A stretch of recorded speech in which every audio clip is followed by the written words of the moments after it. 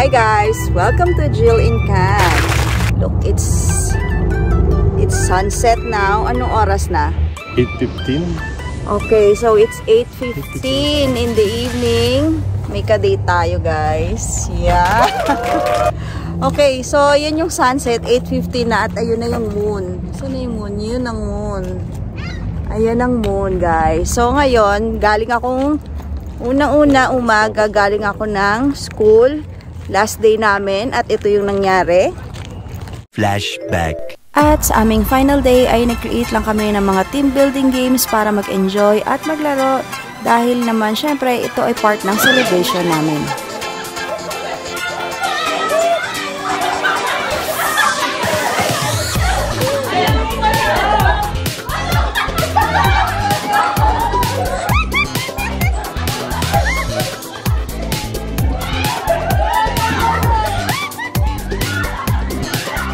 Sobrang tawang-tawa kami dito guys kasi nga naman tignan nyo may plot twist ang mga games na ito kaya kakaiba.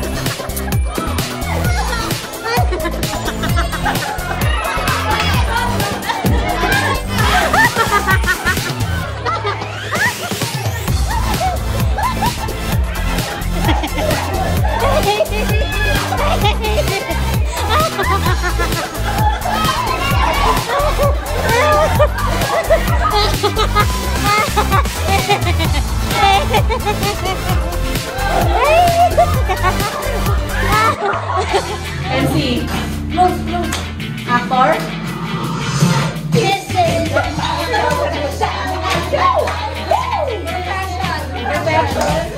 Director.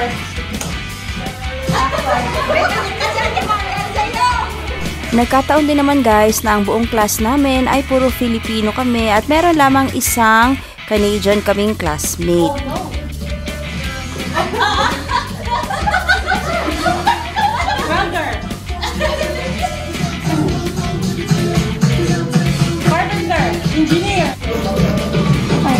Okay, we will see if may mga fit na look.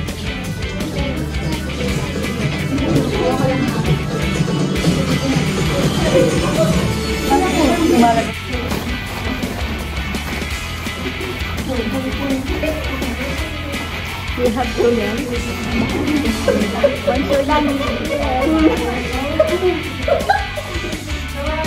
Oh, okay. At dahil mga Pinoy tayo guys, talagang may kasamang sayawan.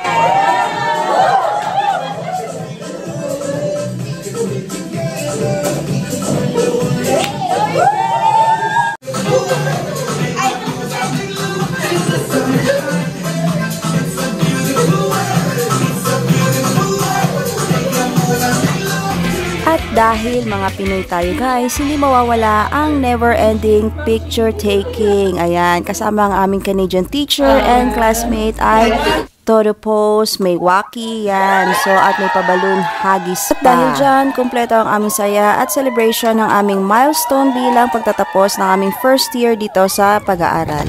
Ayan, so ang saya, diba? Ang saya talaga, parang natapos na yung 1 year namin, pero 8 months lang yon kasi 4 months sa first sem or first term nung winter ay fall term ay 4 months tapos yung winter term ay 4 months. So parang total of 8 months pero 1 year na yun.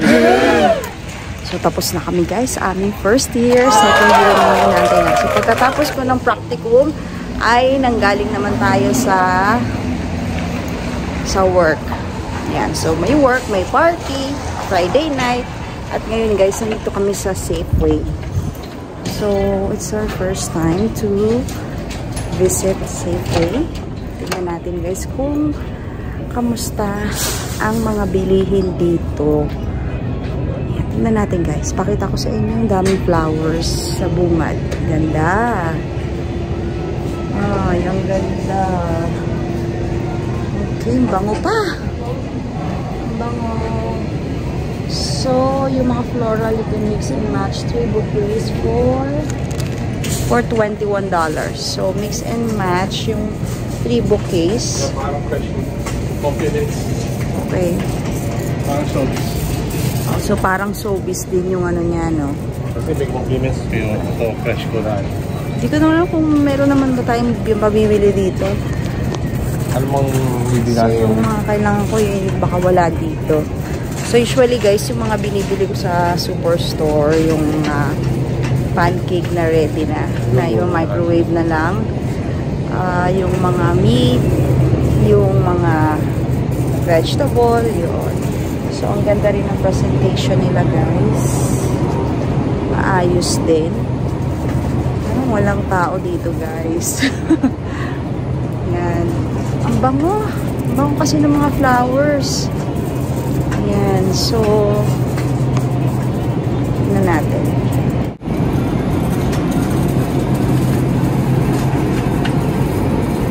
Celery. Si Julia, yung isang student ko na dun sa Down Syndrome Society, kumakain ng celery, ganito lang. Hindi ko pa natatry kumain ng celery na ganito, na fresh. Ninunguya lang talaga, guys. So, ano bang lasa niyan? Ito yung radish. Tapos na ako. So, ang radish dito, hindi radish, no? Yung labanos. Daikon Lobok ang tawag. Product of China. So, maraming bok choy dito.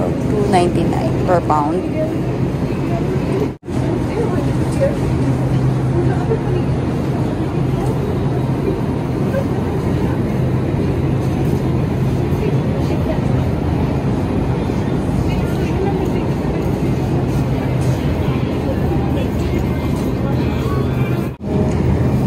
So, mga compliments items din siya, guys. So, parang ito din yung nandun sa Sobeys, mga compliments.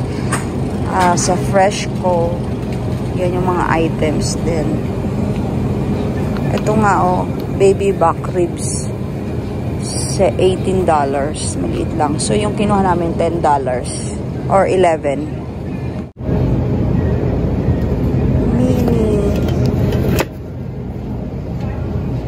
$4.99 6-pack.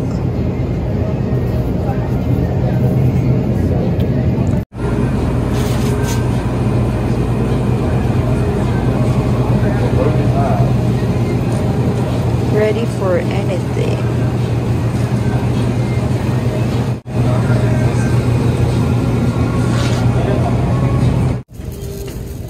Skinny Pop. Baon ni Tavish. Yung isang student namin.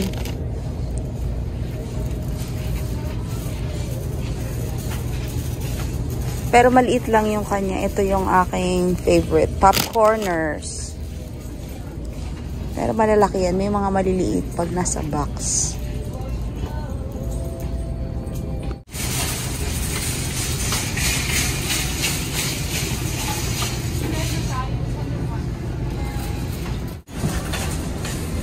Nutella, be ready.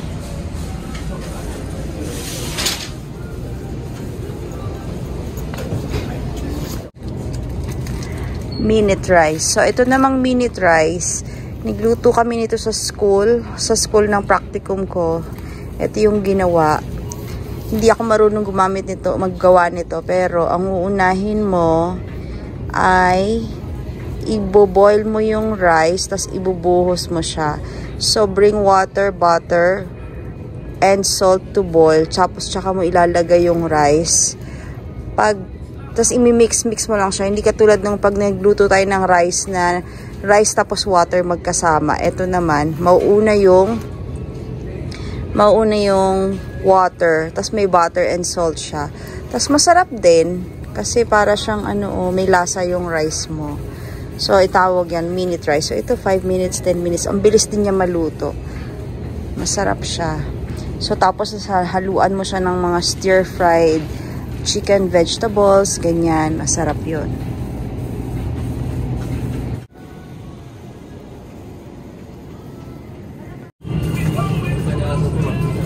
Ito namang goldfish. Favorite dati to ni Celestia. Nagsawa na.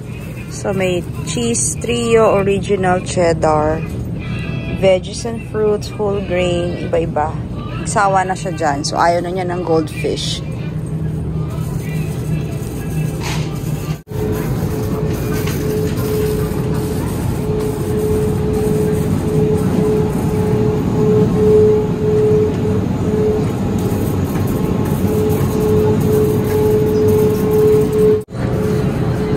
chicken nila ay $16. Ay, be. Back ribs to, kaya wala. Chicken is 13.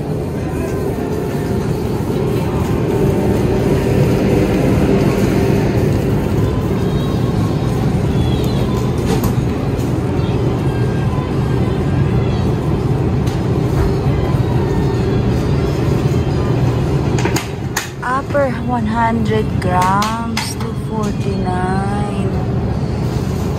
169 cost per gram, 100 grams.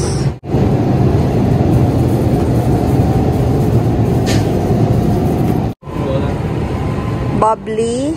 Ito yung mga binabaon din ng mga aming mga student, bubbly. Pero parang hindi ko type yung lasa nito. Sparkling water na may flavor. Yan. So, ito, peach, lime, watermelon, grapefruit, and pineapple, and raspberry bubbly. So, comment down below guys kung ano sa tingin nyo. Mahal, di ba? Kaya ang konti ng tao. Ginanahan tong mag-shopping eh. Ay, gusto na yung Saraya gumawa ng peanut butter cookie. Pero wala tayong peanut butter. Pero hindi tayo dito bibili, doon na lang. Sa fresh ko. Sa fresh ko na lang. Ito yung mga dinadala ng aming instructor sa aming minsan pang breakfast. Nagdadala siya ng food para sa amin. $10. Masarap naman siya. So, yung isang ganito niya ay $10. Konti lang siya kasi kami, sa Costco kami. Sobrang madami na. Pero masarap din to guys.